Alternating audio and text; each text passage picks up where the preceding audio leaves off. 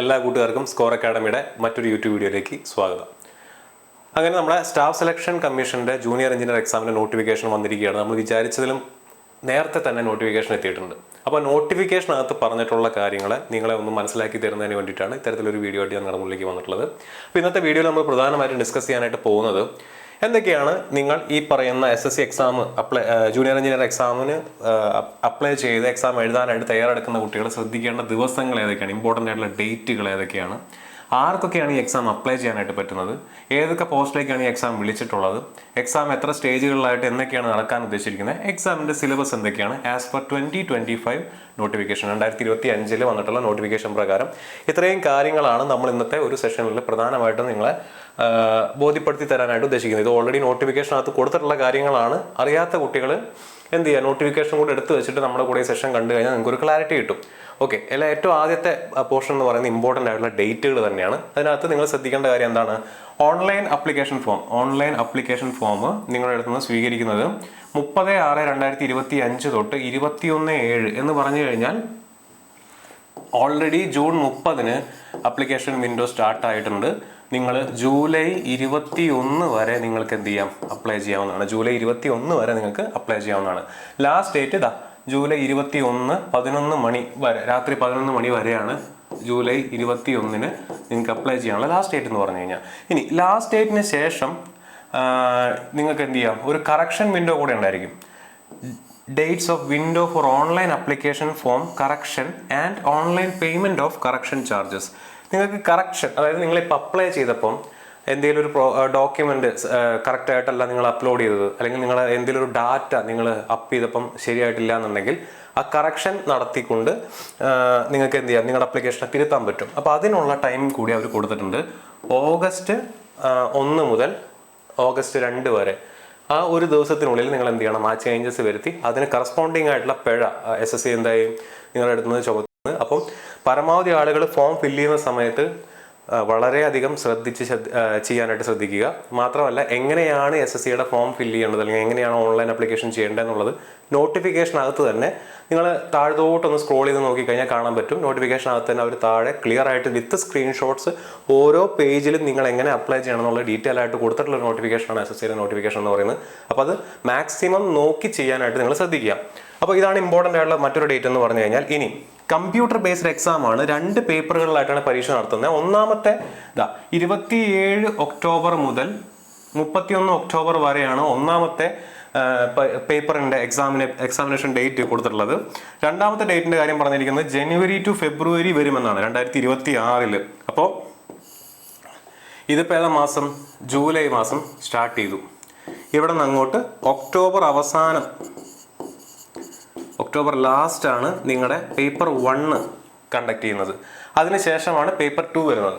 Paper 1ൻ്റെയും paper 2ൻ്റെയും mark എടുക്കുന്നതായിരിക്കും എക്സാമിന്. പേപ്പർ 1ൻ്റെയും പേപ്പർ 2ൻ്റെയും മാർക്ക് എടുക്കുന്നതായിരിക്കും എക്സാമിന്. അപ്പോൾ 2 പേപ്പറിൻ്റെ മാർക്കും കൂടെ കൂട്ടിയിട്ടാണ് ഫൈനൽ റിസൾട്ട് വരുന്നത്. പേപ്പർ 1 200 മാർക്കിനാണ്, പേപ്പർ 2 300 മാർക്കിനാണ്. അങ്ങനെ ഓൾ ടുഗദർ 500 മാർക്കിനായിരിക്കും നിങ്ങളുടെ പരീക്ഷ കണ്ടക്ട് ചെയ്യുന്നുണ്ടായിരിക്കുക. അപ്പോൾ അതും കൂടെ നിങ്ങളൊന്ന് മനസ്സിൽ വെക്കുക. ഇതാണ് ഇമ്പോർട്ടൻ്റ് ആയിട്ടുള്ള ഡേറ്റുകൾ, ഇതാണ് ഇമ്പോർട്ടൻ്റ് ആയിട്ടുള്ള ഡാറ്റാസ് നിങ്ങൾ അറിഞ്ഞിരിക്കേണ്ടത്. അപ്പോൾ ഇവിടെ ശ്രദ്ധിക്കേണ്ട കാര്യം എന്താ, ഇപ്പോൾ സമയം ജൂലൈ, ഫസ്റ്റത്തെ പേപ്പർ എക്സാം കണ്ടക്ട് ചെയ്യുന്നത് ഒക്ടോബർ, ഇത് 7ാം മാസം ആരംഭം, ഒക്ടോബർ 10ാം മാസം അവസാനം എന്ന് പറഞ്ഞാൽ നിങ്ങളുടെ മുന്നിൽ ഏകദേശം അപ്രോക്സിമേറ്റ്ലി എത്ര ദിവസമുണ്ട്, 100 ദിവസമുണ്ട് നിങ്ങൾക്ക് പഠിക്കാനായിട്ട്. 115 ദിവസമാണ് നിങ്ങളുടെ മുന്നിൽ ഇനി ഉള്ളത്. ആ സമയം പ്രോപ്പറായിട്ട് വിനിയോഗിച്ചാലാണ് നിങ്ങൾക്ക് പേപ്പർ 1 കടക്കാൻ പറ്റുള്ളൂ. അതിനുശേഷം പേപ്പർ 2 എക്സാം ഉണ്ട്. പേപ്പർ 1നും നിങ്ങൾ പ്രിലിമിനറി സ്റ്റേജ് അല്ല, നമ്മുടെ RRB കണ്ടക്ട് ചെയ്യുന്ന പോലെയോ കേരള PSCയുടെ പ്രിലിമിനറി എക്സാം പോലെയോ ഡിഗ്രി ലെവൽ എക്സാം പോലെയോ അല്ല. പേപ്പർ 1ൽ എടുക്കുന്ന മാർക്കും കൂടെ കൂട്ടിയിട്ടാണ്, പേപ്പർ 1ൽ നിങ്ങൾക്ക് കിട്ടുന്ന മാർക്ക് കൂടെ കൂട്ടിയിട്ടാണ് നിങ്ങളുടെ ഫൈനൽ റാങ്ക് ലിസ്റ്റ് നിശ്ചയിക്കുന്നത്. സോ പേപ്പർ 1ഉം നിങ്ങൾക്ക് ഉഴപ്പാൻ പറ്റില്ല, പേപ്പർ 2 നിങ്ങൾക്ക് ഉഴപ്പാനായിട്ട് പറ്റില്ല.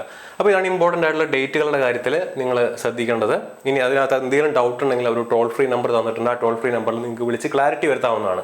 ഇനി ആർക്കൊക്കെയാണ് അപ്ലൈ ചെയ്യാൻ പറ്റുന്നത്, എലിജിബിലിറ്റി എന്താണ്? അപ്പോൾ ആ എലിജിബിലിറ്റി ക്രൈറ്റീരിയ ഏതൊരു എക്സാമിനും 3 ക്രൈറ്റീരിയയാണ് പ്രധാനമായിട്ടും വയ്ക്കുന്നത്. ഇവിടെയും അത് തന്നെയാണുള്ളത്. ഒന്ന് പ്രായം, മറ്റൊന്ന് നിങ്ങളുടെ വിദ്യാഭ്യാസ യോഗ്യത, മറ്റൊന്ന് നിങ്ങളുടെ മെഡിക്കൽ എലിജിബിലിറ്റി, നിങ്ങൾ ഫിസിക്കലി ഫിറ്റ് ആണോ, നിങ്ങളുടെ മറ്റ് ആസ്പെക്ട്സുകൾ ഫിസിക്കലി ഫിറ്റ് ആണോ, അങ്ങനെയുള്ള കാര്യങ്ങളൊക്കെ നോക്കുന്ന മെഡിക്കൽ എലിജിബിലിറ്റി. ഈ 3 ക്രൈറ്റീരിയനെ അടിസ്ഥാനമാക്കിയിട്ട് തന്നെയാണ് SSC ജൂനിയർ എഞ്ചിനീയർ എക്സാമിൻ്റെയും ക്വാളിഫിക്കേഷൻ നമ്മൾ തീരുമാനിക്കുന്നത്, അല്ലെങ്കിൽ അതിൻ്റെ എലിജിബിലിറ്റി നമ്മൾ തീരുമാനിക്കുന്നത്. അതിൽ ഏറ്റവും ആദ്യം ഈ ഒരു ടേബിൾ നിങ്ങൾ നോട്ടിഫിക്കേഷൻ നോക്കിയാൽ നിങ്ങൾക്ക് കാണാൻ പറ്റുന്ന ഒരു ടേബിളാണ്.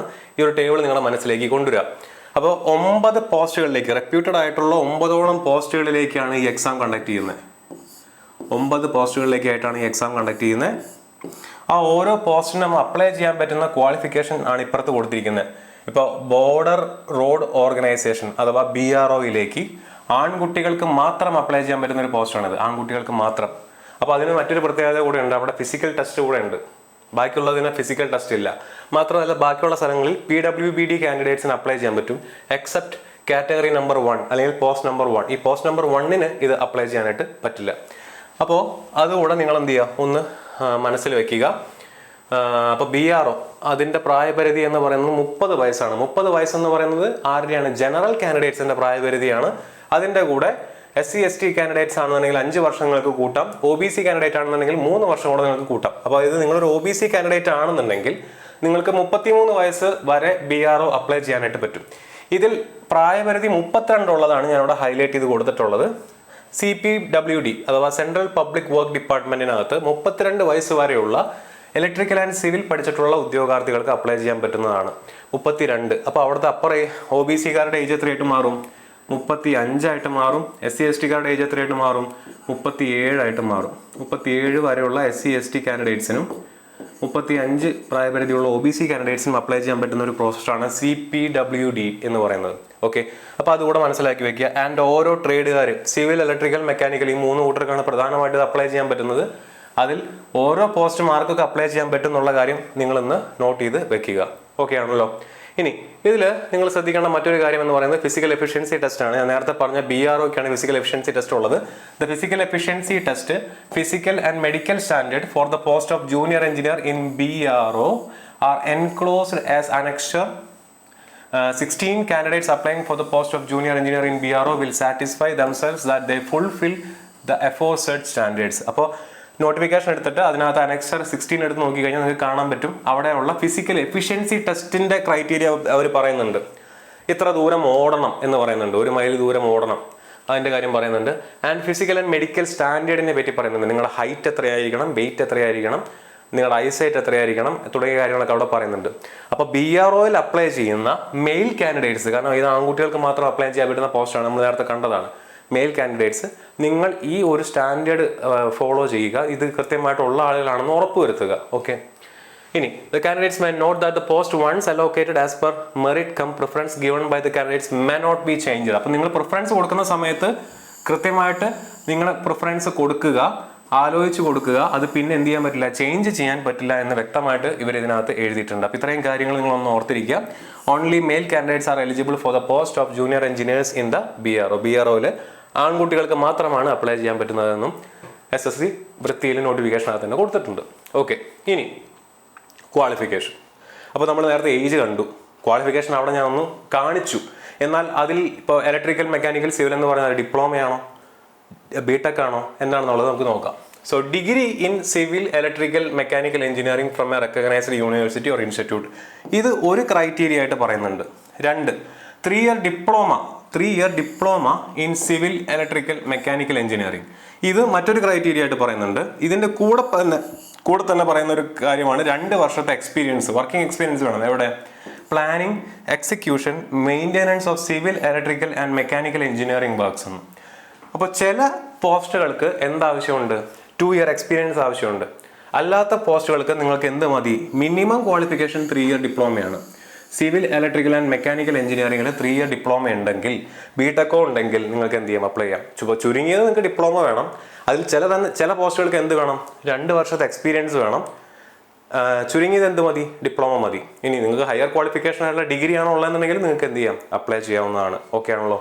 അപ്പോൾ അതും കൂടെ ഒന്ന് മനസ്സിലാക്കി വെക്കുക. ഡീറ്റെയിൽ ആയിട്ടുള്ള ഡാറ്റാസ് നമുക്ക് നോട്ടിഫിക്കേഷനകത്ത് കൊടുത്തിട്ടുണ്ട്, നിങ്ങൾക്ക് എടുത്ത് നോക്കാവുന്നതാണ്. ഓരോ പോസ്റ്റിൻ്റെയും എലിജിബിലിറ്റി അവർ നേരത്തെ ഈ പറഞ്ഞ ടേബിളിനകത്ത് ഡീറ്റെയിൽ ആയിട്ട് കൊടുത്തിട്ടുണ്ട്, നോക്കാവുന്നതാണ് നോട്ടിഫിക്കേഷനകത്ത്. ഇനി ഇതാണ് ഞാൻ പറഞ്ഞ എക്സ്പീരിയൻസ് ആവശ്യമുള്ള പോസ്റ്റുകളാണ് 1, 6, 8 തുടങ്ങിയ പോസ്റ്റുകൾ. 1, 6, 8 തുടങ്ങിയ പോസ്റ്റുകളിലേക്ക് നിങ്ങൾക്ക് എക്സ്പീരിയൻസ് 2 ഇയർ എക്സ്പീരിയൻസ് കൂടെ ആവശ്യമുണ്ട്. ഡിപ്ലോമക്കാരാണെന്നുണ്ടെങ്കിൽ എക്സ്പീരിയൻസ് ആവശ്യമുണ്ട്. ബിടെക്കാരാണെന്നുണ്ടെങ്കിൽ നിങ്ങൾക്ക് നേരിട്ട് അപ്ലൈ ചെയ്യാവുന്നതാണ്. ഓക്കെ, 1, 6, 8 പോസ്റ്റുകൾ. അപ്പോൾ അതുകൂടെ എന്ത് ചെയ്യുക, ഒന്ന് മനസ്സിലാക്കി വെക്കുക. ഇനി the candidates who can prove by documentary evidence that the result of the examination of essential educational qualification was declared on or before the cutoff date and that he or she has been declared pass will also be deemed to meet the essential educational qualification.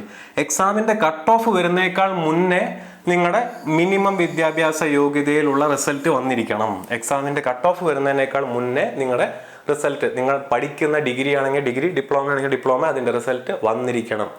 എങ്കിലാണ് നിങ്ങൾ ഈ എക്സാമിന് eligible ആണെന്ന് പറയുള്ളൂ. അതിൻ്റെ താഴെ അവർ എഴുതിയിട്ടുണ്ട്, it is reiterated that the result of the essential qualification must have been declared by the university or institute by the specific date. അല്ലാതെ mere processing of the result by the university or institute by the cutoff date does not fulfill the educational qualification requirement. Result check ചെയ്തുകൊണ്ടിരിക്കുകയാണ്, റിസൾട്ടിൻ്റെ processing നടന്നുകൊണ്ടിരിക്കുകയാണ് എന്നുള്ളത് എന്തല്ല, essential educational ക്വാളിഫിക്കേഷൻ്റെ requirement satisfy ചെയ്യുന്ന ഒരു സംഭവമല്ല. അപ്പോൾ result വന്നിരിക്കണം, cut off declare ചെയ്യുന്നതിനേക്കാൾ മുന്നേ റിസൾട്ട് വന്നിരിക്കണം എന്ന് തന്നെയാണ് SSC നോട്ടിഫിക്കേഷനകത്ത് പറഞ്ഞിട്ടുള്ളത്. അപ്പോൾ ആ കാര്യം കൂടെ നിങ്ങൾ ശ്രദ്ധിക്കുക, അപ്ലൈ ചെയ്യുന്ന കുട്ടികൾ. ഓക്കെ, ഇനി ഏജിൻ്റെ കേസിൽ കാൻഡിഡേറ്റ്സ്, ജനറൽ കാൻഡിഡേറ്റ്സിൻ്റെ കാര്യം പറയുന്നുണ്ട്. 30 വയസ്സാണ് ജനറൽ കാൻഡിഡേറ്റിൻ്റെ ഏജ് എന്ന് പറയുന്നുണ്ട്. അപ്പോൾ അവരവിടെ വ്യക്തമായിട്ട് പറയുന്നുണ്ട് 2/1/1996. ഓക്കെ, 2/1/1996 അതിനുശേഷമോ ജനിച്ചിട്ടുള്ള ആളുകൾ have been born not earlier than 2/1/1996. അപ്പോൾ 2/1 ജനുവരി 2, 1996 ശേഷം ജനിച്ചിട്ടുള്ള ആളുകൾ, അന്നോ അതിന് ശേഷമോ ജനിച്ചിട്ടുള്ള ആളുകൾ. അതുപോലെ തന്നെ 1/1/2008 ജനുവരി 1, 2008 മുന്നേ ജനിച്ചിട്ടുള്ള ആളുകൾക്കാണ് അപ്ലൈ ചെയ്യാൻ പറ്റുന്നത്. ഏത് പോസ്റ്റ്? 30 വയസ്സ് പ്രായപരിധി ഉള്ളത്.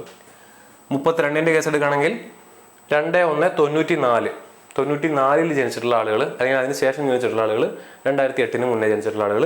ഇതിൽ SC/ST കാൻഡിഡേറ്റ്സ് ആണെന്നുണ്ടെങ്കിൽ 5 വർഷം ഇളവുണ്ടായിരിക്കും, OBC കാൻഡിഡേറ്റ്സ് ആണെന്നുണ്ടെങ്കിൽ 3 വർഷം ഇളവുണ്ടായിരിക്കും. അപ്പോൾ ആ കാര്യം കൂടെ നിങ്ങൾ എന്ത് ചെയ്യാമെന്ന് മനസ്സിലാക്കി വെക്കുക. ഇനി എക്സാമിൻ്റെ സ്റ്റേജുകൾ, ഇത് വളരെ ഇമ്പോർട്ടൻ്റ് ആണ്. നിങ്ങൾക്ക് 2 സ്റ്റേജുകളാണ് പ്രധാനമായിട്ടും ഉള്ളത്, പേപ്പർ 1 ആൻഡ് പേപ്പർ 2. രണ്ടും എന്താണ്? കമ്പ്യൂട്ടർ ബേസ്ഡ് എക്സാമിനേഷൻ ആണ്, CBE, കമ്പ്യൂട്ടർ ബേസ്ഡ് എക്സാമിനേഷൻ ആണ് 2 സ്റ്റേജ് എന്ന് പറയുന്നത്. പേപ്പർ 1 ആണ് നിങ്ങൾക്ക് എന്ന് നടക്കുമെന്ന് പറഞ്ഞിരിക്കുന്നത്, ഒക്ടോബർ ലാസ്റ്റിൽ എക്സാം കണ്ടക്ട് ചെയ്യുമെന്ന് പറഞ്ഞിരിക്കുന്നത് പേപ്പർ 1 ആണ്. പേപ്പർ 2 ആണ് ജനുവരി ടു ഫെബ്രുവരി 2026 എക്സാം കണ്ടക്ട് ചെയ്യുമെന്ന് പറഞ്ഞിരിക്കുന്നത് പേപ്പർ 2 ആണ്. രണ്ടും കമ്പ്യൂട്ടർ ബേസ്ഡ് ടെസ്റ്റ് ആണ്. ഒന്നാമത്തെ പേപ്പർ 1-നകത്ത് 3 സെക്ഷനാണ് നിങ്ങൾക്കുള്ളത്. അതിലൊന്ന് ജനറൽ ഇൻ്റലിജൻസ് ആൻഡ് റീസണിങ് എന്ന് പറയുന്ന ഭാഗമാണ്. അതിന് 50 മാർക്കാണ് ഉള്ളത്. 50 ചോദ്യം 50 മാർക്ക്. 2 ജനറൽ അവെയർനെസ് എന്ന് പറയുന്ന GK എന്ന് പറയുന്ന ഒരു ഭാഗമുണ്ട്. അതിനും 50 ചോദ്യം 50 മാർക്ക്. 3 part A. അപ്പോൾ നമുക്കറിയാം 3 ട്രേഡുകാർക്കാണ് ഇത് അപ്ലൈ ചെയ്യാൻ പറ്റുന്നത്, സിവിൽ, ഇലക്ട്രിക്കൽ ആൻഡ് മെക്കാനിക്കൽ. ഇപ്പോൾ പാർട്ട് A സിവിലുകാരുടെ ടോപ്പിക്കാണ്, പാർട്ട് B ഇലക്ട്രിക്കലുകാരുടെ, പാർട്ട് C മെക്കാനിക്കലുകാരുടെ. സപ്പോസ് നിങ്ങൾ ഇലക്ട്രിക്കൽ പഠിച്ചൊരു കുട്ടിയാണെന്നുണ്ടെങ്കിൽ 1, 2 എഴുതിയതിന് ശേഷം പാർട്ട് B ആയിരിക്കും നിങ്ങളുടെ എക്സാമിനേഷനിൽ അല്ലെങ്കിൽ കമ്പ്യൂട്ടറിൽ വരുന്നുണ്ടായിരിക്കുക. അതിന് എത്ര മാർക്കാണ്? 100 ചോദ്യം 100 മാർക്ക്. അങ്ങനെ 2 മണിക്കൂറിൻ്റെ പരീക്ഷ, അതായത് 120 മിനിറ്റ്. എത്ര ചോദ്യം? 50, 50, 100, 100, 100, 200 ക്വസ്റ്റ്യൻസ്. പരീക്ഷയുടെ മാർക്ക് എത്രയാണ്? 200 മാർക്ക്. ഓക്കെ, ഒന്ന് ആലോചിച്ച് നോക്കുക. ഇതിൽ കട്ട് ഓഫ് എത്രയൊക്കെയാണ് കഴിഞ്ഞ വർഷം വന്നിരിക്കുന്നത് നിങ്ങളൊന്ന് നോക്കി നോക്കുക. 120 മാർക്കും 130 മാർക്കും വാങ്ങിച്ച കുട്ടികളുണ്ട്. അതൊക്കെയാണ് കട്ട് ഓഫ് വന്നിട്ടുള്ളത് പേപ്പർ 1-ൽ പല പോസ്റ്റുകൾക്കും. അതും നിങ്ങളൊന്ന് അറിഞ്ഞിരിക്കണം, പല പോസ്റ്റുകൾക്ക് പല കട്ട് ഓഫുകളായിരിക്കും. അപ്പോൾ അതുകൂടെ ഒന്ന് പഠിച്ചു വയ്ക്കുക, ഒന്ന് നോക്കി വയ്ക്കുക. നിങ്ങൾക്ക് താല്പര്യം ഉണ്ടെന്നുണ്ടെങ്കിൽ അതുമായിട്ട് ബന്ധപ്പെട്ട വീഡിയോസ് നമുക്ക് വേറെ ചെയ്യാവുന്നതാണ്. ഇപ്പോൾ ഞാൻ നോട്ടിഫിക്കേഷനകത്ത് കൊടുത്തിട്ടുള്ള കാര്യങ്ങൾ മാത്രമാണ് ഇവിടെ ഡിസ്കസ് ചെയ്യുന്നത്. ഓക്കെ, അപ്പോൾ 200 ക്വസ്റ്റ്യൻസ് 200 മാർക്ക്. എത്ര മണിക്കൂറിൻ്റെ പരീക്ഷയാണ്? 2 മണിക്കൂറിൻ്റെ പരീക്ഷ. 120 മിനിറ്റ് നിങ്ങളുടെ കയ്യിൽ ഉള്ളൂ എന്നുള്ള കാര്യം കൂടെ ഓർത്തിരിക്കുക. പേപ്പർ 2-ൻ്റെ അവസ്ഥ എന്താ? പേപ്പർ 2-ൽ ഇവിടുത്തെ പോലെ തന്നെ part A, part B, part C എന്ന് പറഞ്ഞാൽ ഇവിടെ നോൺ ടെക് പാർട്ട് ഇല്ല. പേപ്പർ 1-ൽ 100 മാർക്ക് നോൺ ടെക് ആയിരുന്നു.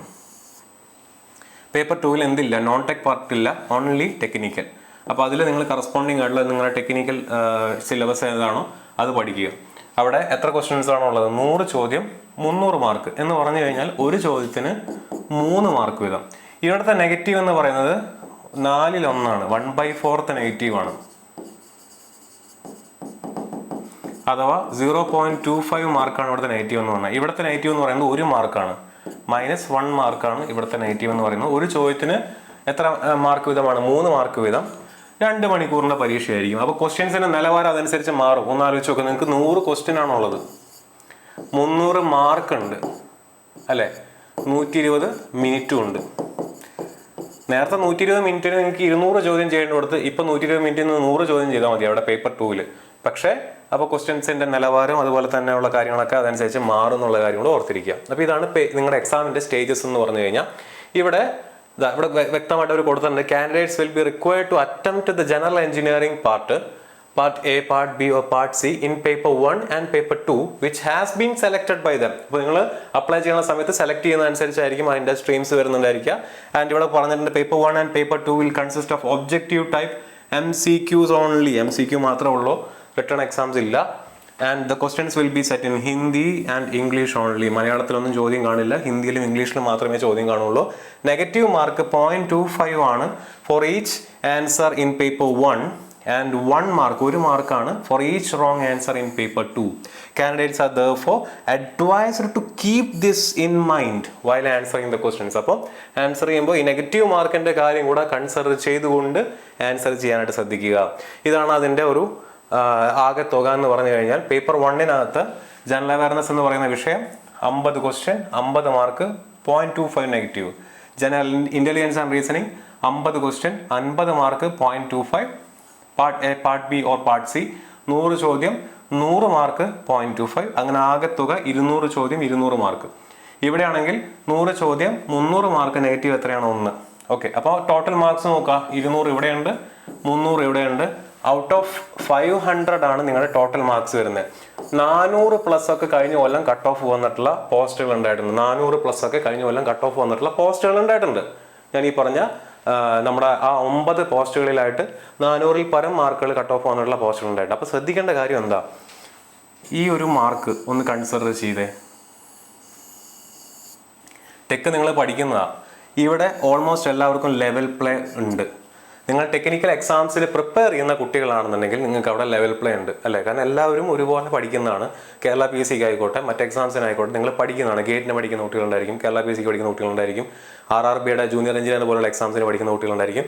അപ്പോൾ ടെക്നിക്കൽ പാർട്ട് ഇവിടെ നിങ്ങൾക്ക് കോമൺ ലെവൽ പ്ലേ ഉള്ള ഒരു ഏരിയയാണ്. അതിന് എത്ര മാർക്കുണ്ട്? 100-ഉം 300-ഉം 400 മാർക്കുണ്ട്. ചില പോസ്റ്റുകൾക്ക് കട്ട് ഓഫ് 400-ന് മുകളിലാണ്. കട്ട് ഓഫിൻ്റെ കാര്യമാണ് ഞാൻ പറയുന്നത്, 400-ന് മുകളിലാണ്.